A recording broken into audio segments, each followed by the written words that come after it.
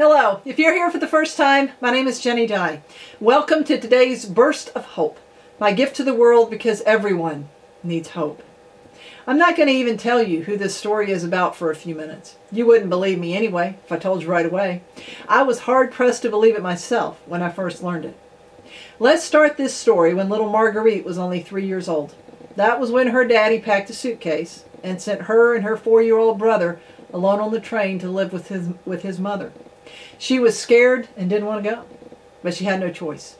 4 years later, with no notice, he returned to usher the kids back to his estranged wife. Well, she did not want to do that either.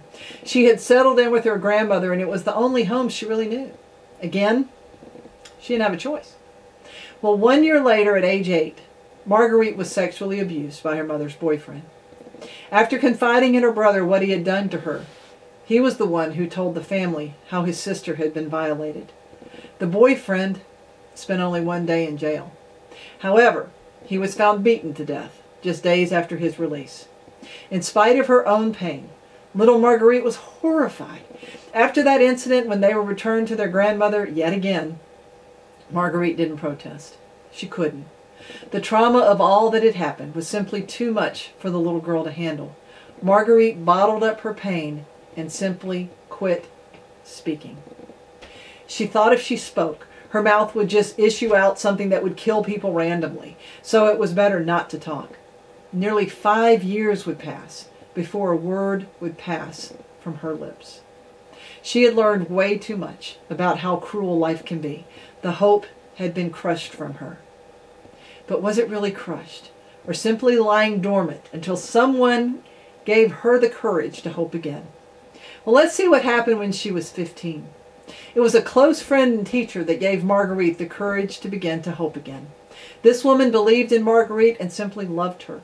She introduced her to classic literature and slowly coaxed her to speak again. I can imagine the conflict in Marguerite's soul as she struggled to find her voice again. Can't you just see the teacher having conversations while Marguerite just watched her? Can't you see the emotions racing across her face as she tried to decide if she could really trust this woman? If it would really be safe to come out of her self-imposed shell into what she already knew was a savagely cruel world? Well, the friendship stirred something within the young girl, and she did begin to open up. Can't you just imagine what it must have been like when she opened her mouth and heard her own voice come out of it for the first time in 5 years? Well, she walked out of the darkness and began to hope again, to believe her life could be something different than it had up to that point. Now, her successes were slow and steady in coming, occurring between tragedy and a lot of heartache. Her life did not immediately become wonderful. She still had many battles to fight and many mountains to climb.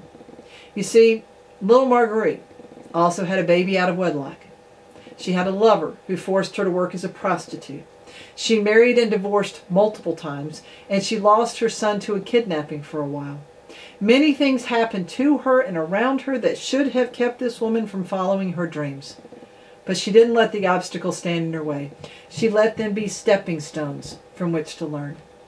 She chose hope, and she simply kept moving forward. But why am I telling you this story? What makes Marguerite so important? Well, it's time for me to tell you who Marguerite really is. You probably know her by her brother's nickname for Marguerite. He called her Maya. You've probably heard of her, Maya Angelou. Are you as surprised as I was?